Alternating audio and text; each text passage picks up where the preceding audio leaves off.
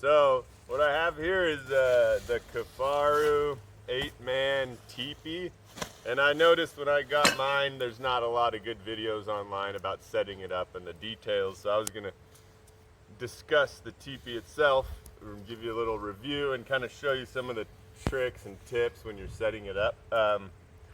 I just got back from a couple-week trip with my family up in the wilderness, and it was awesome to have a teepee up there, especially with a warm stove. Got some frosty mornings, and everybody could just kind of wake up and warm up in the teepee. Always set up the fire the night before, so when you go to bed and you wake up in the morning and it's cold, you can just light it up and have a nice warm teepee for everyone to wake up in. I've spent a lot of years living in teepees, so it was kind of, those are with the Evenki and typically more traditional. It was fun to get this this version, which I guarantee you the Evenki would love, especially in the summer and in the warmer times of the year. Although for our weather, we're not getting negative 50, negative 40 degrees, so this will be fine year round. Of course, the traditional teepee would be covered with hides, or nowadays they just use a thick canvas with a felt underlayment. But this is really lightweight. So if you had a few of you and you wanted to share a shelter, you could each pack one of these bags. Somebody's got the stove, somebody's got those tent pegs and stuff, and somebody's got the actual teepee itself. All really lightweight and plenty of room for 4 or 5 adults. Probably 4 would be the most comfortable with your gear and stuff, and the stove. But anyway, so let me pull it out and I'll show you how it works. When you get these, you want to seam seal them, so they don't come seam sealed, but they come with a bunch of seam seals. So you'll set it up and seam seal it so it doesn't leak. Throw it out here. They're actually pretty quick to set up once you figure it out. So first thing I'll do is get some stakes. This is assuming you found a pretty flat spot with that where you can get stakes in the ground. And I'll show you a trick for if you can't get stakes in the ground. I've stayed in places that are basically just rock, so obviously you're not going to be driving stakes in, but you can still set this thing up. So basically what you do, you find your door and you put a tent peg through the two loops on your door, and then just shove that into the ground. Yeah, that's about as far as that'll go, I guess. Let me try a better spot here.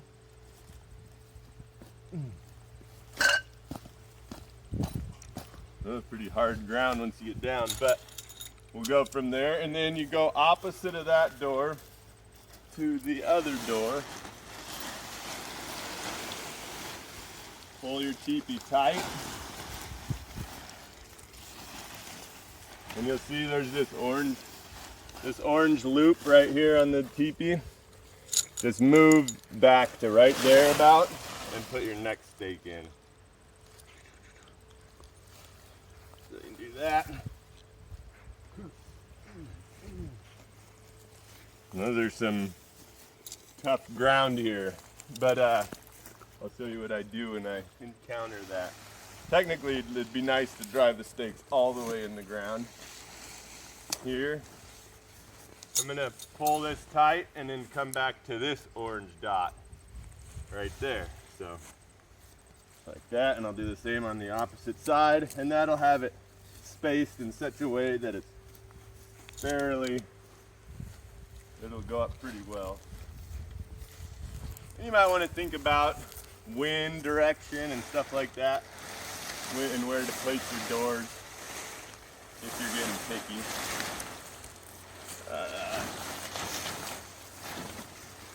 The same thing, pull it kind of snug and then come back to this orange loop, and there you put up the 4 corners of the circle. And then I'm gonna grab the interior pipe now and go throw that in, and it'll stick the middle of this teepee up. So here you got this. It's real simple, just clicks all together. Boom. Top one, and this is the bottom one with the adjustable height. So generally you start it at its shortest point, go in there, and I'll raise it up till it's tight.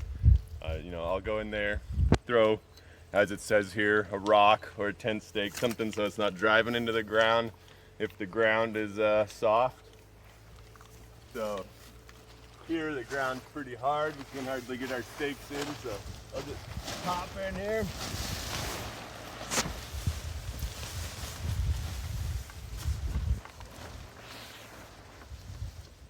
Pop that up, and now I am going to extend it. All right.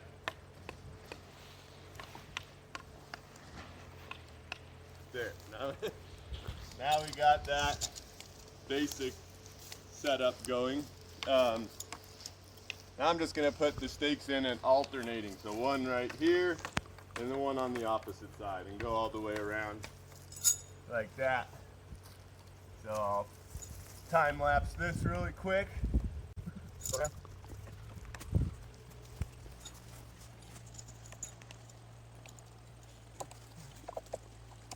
So that a couple times. Yeah, and then maybe we need to fly around a lot and and see what things we should better.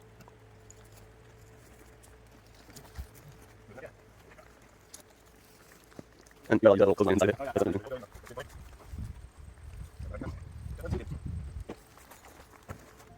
All right, so you see we got it basically all staked in. This ground is pretty hard, so generally you'd want to try to shove those stakes as far as you can in. Since it's real hard ground, I angled them a little extra.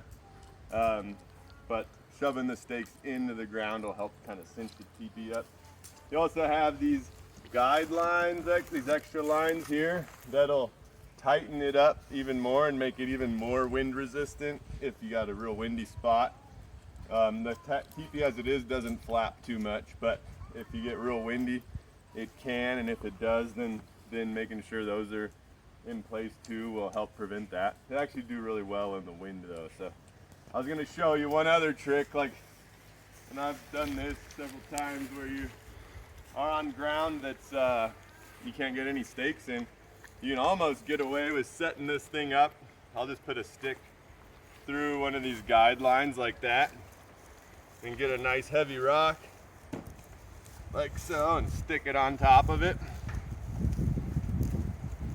like so, and you can see that's pretty tight. By the time you do that with a bunch of these guide lines, sometimes I'll just skip these stakes and that works. Also, same thing, if you have hard ground you can't get a stake in and you're trying to put these in, you pretend this isn't here,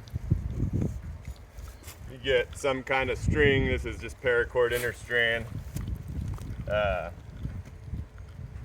and you put it on some kind of a rock like so, and that'll be secure also. And I've set this whole teepee up without stakes really before, and it actually holds like that. You have enough rocks. Again, it can be pretty quick. You can just throw a stick or a stake through these guide lines, throw a big heavy rock on top, and it'll hold it. So that's one little trick when you're setting it up. So let's go inside. I'll show you what else. You can we'll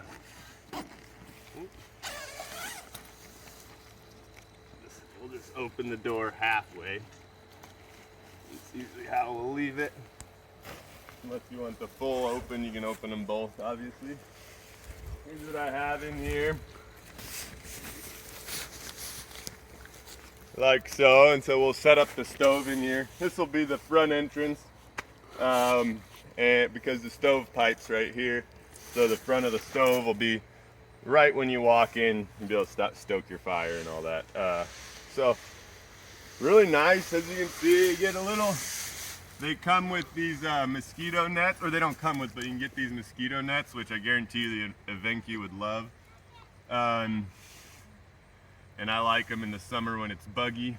You You can also get an inner liner that keeps, you know, as it is now when you're living in this, it'll get some moisture here, and if you start backing up against it, you'll get wet. But I've found it's not really that bad, and I don't know if it's worth the weight of the liners, which are pretty lightweight. But of course, it's super nice. We'll put that stove in.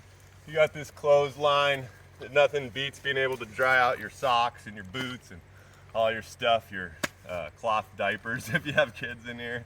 They're all great. So I'm of course used to living in teepees, and I was really happy with this one. Might have seemed like it took a bit to set up, but I guarantee you it's way quicker than skinning poles every time you move to a new location. So I really like it. I look forward to the opportunity to show the Evenki people sometimes. I'm sure they'll be running all over the taiga with these things. But yeah, so I'll show you how to set up the stove. All right, so it also comes with this little stove, which is awesome. Well, you can get this little stove. This one's also from Kafaru. You got your stove pipe, your stove that all comes together. I'll show you how. Little parts you need. First, let me show you with this stove pipe. Might not be immediately obvious, but we've rolled it out and folded it as it should be a bunch, so it takes its shape a little easier than it might the first time. The first time you do this, you might need an extra guy to help you get it into shape. And then I'm gonna get my little, you got a little screw here that closes the top, and then put the thing together like so. Long end of the screw goes to the inside, so it's not getting in the way when you stick it through the top of your teepee fire hole. And then we'll just fold this up. If you can avoid putting that first time you fold it, putting unnecessary creases in it, I think it'll last longer for you. Here, where I failed that, you know, I'm sure eventually we'll get a little pinhole there rolling it up. So something to be aware of when you're folding it up. And I'll just, you don't tighten that too much because you want it to move on itself.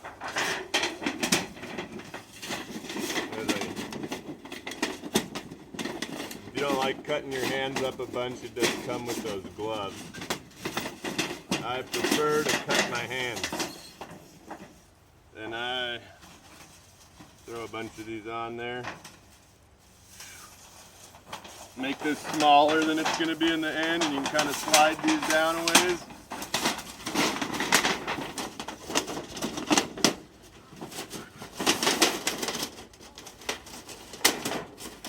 Alright, and then we'll just space them out on here. So I can get them untangled. There we go. Every 18 inches or so. There. There's one right there.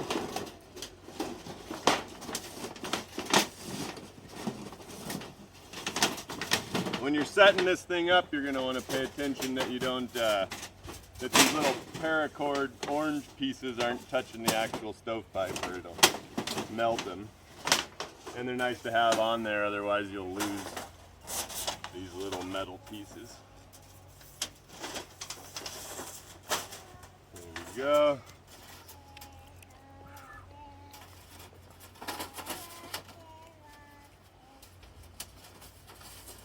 There we go. So we got the stovepipe set up. Really, you know, clever little way to make that.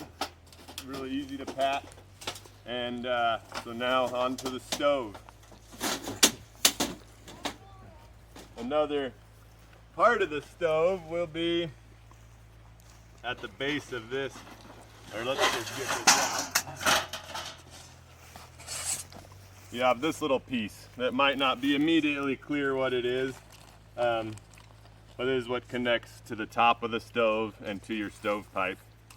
And again, like the other one, we'll put this together with this screw towards the inside. And again, you don't need to tighten it down. What we're going to do with this is make the if I can thread it on there, make the top of it a little, well, I'll show you when I get the stove put together. But you know, we'll have this a little bit like that. So the bottom part is fitting snugly in the hole, and the top part seats onto the inside of that stovepipe. And these take your little cinder blocks so you don't get holes in your teepee from the heat coming. So I'll show you how to put all that. Next though is the stove itself. Comes with these little lightweight handles, and so we'll just put that together. You can pause for a second.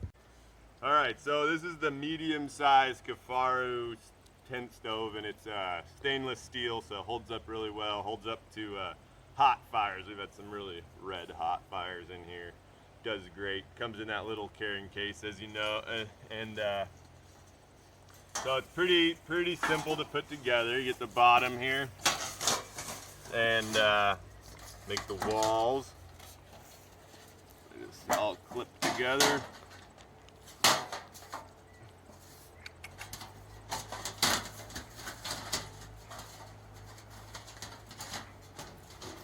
The door, make sure the handle lines up with the little stopper there.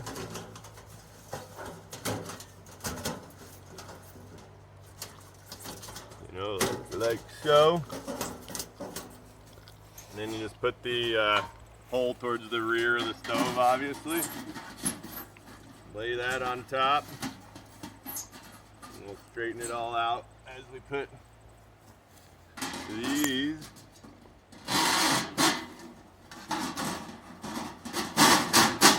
little legs together. And that's what'll kind of cinch the whole thing down and hold it together. So we'll put those 4 legs on, and I'll show you what we have. All right, so we got the little stove set up. As you can see, once you get it all screwed together, it's a nice solid little guy. Great for heating up your coffee in the morning or your pancakes, frying them on there, whatever you're doing. This next stage of the setup is to stick this thing in here. This screws on the top here so that it can stay a little tighter, so your stovepipe will fit over the top of it. Make sure you put your little, whatever they're called, cinder block things in there. Cinder, whatever. And then stick this up through the hole. Only thing to pay attention to is these little, when you're pushing it through, you know, just make sure those kind of clear. There you go. We'll just set this on top of our stove.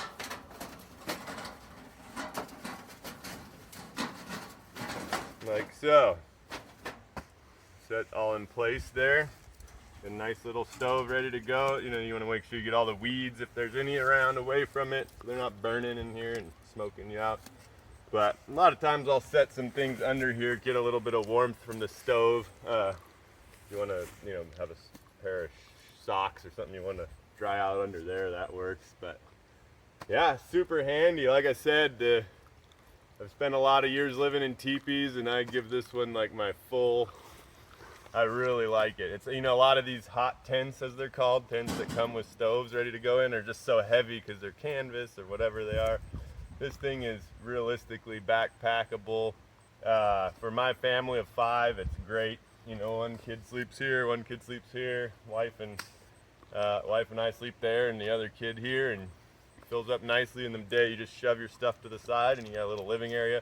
Ideally, if you're going to be somewhere a long time, or if the ground's dirty, you can cut pine boughs and lay them down, and that's amazing. Of course, that's what the Evenki do, and smells really nice, keeps the dirt down inside of here, and generally I've been really happy with this thing. So if you need like some kind of a backwoods, backcountry, long-term backpacking tent, or a family type deal, I'd really look at this thing. It's great. Again, inside it's a nice earth tone, but it allows the light to come through, so in the daytime, you know, you got plenty of light in here. Just great. Really like it. So give it a whirl. That's some of how to set it up from A to A to Z basically. And thanks for watching.